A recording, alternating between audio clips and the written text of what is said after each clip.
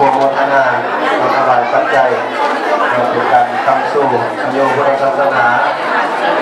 เป็นการมาให้กำลังใจน้องแสงบายจารย์เอาเก็บตามงามเนาะมีคณะ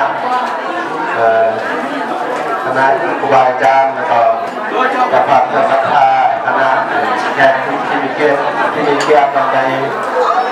ซึ่งเชิญกองร้อนในงานในครั้งนี้เนาะฝากเป็นที่ระลึก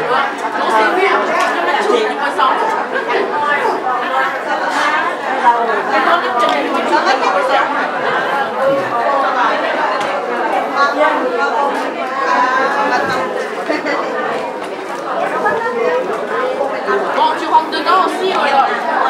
Rentre avec eux. Allez, regarde-moi. Deux, trois, mamie. Mamie. Allez,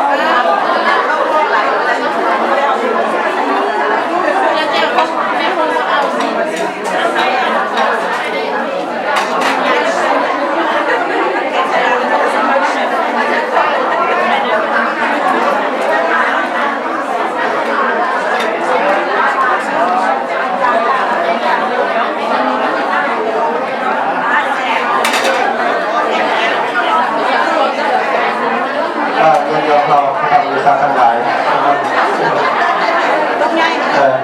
ยักษ์นี้ก็ดีนะเพราะว่าเรามีคนมาโมทนาโมทนา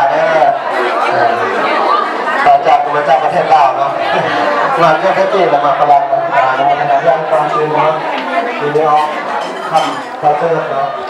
เป็นว่าอะไรอย่างเนาะเราโมทนาในครั้งนี้ตอนที่ทุกคนทุกคน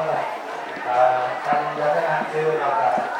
ไปแล้วจะเป็นสถานที่มีความคงมาลักเราคงมาลักกับมันคงมาลักมาในครั้งนี้ขอให้มีแต่ความสุขความเจริญเราเป็นของพันธุ์ที่อยากทำสิ่งใดการเป็นอะไรจะได้พบกันมาขาดเป็นอะไรเป็นขาดเป็นวันสัพพะทานังขอให้ไหลมาถึงเราเด้อ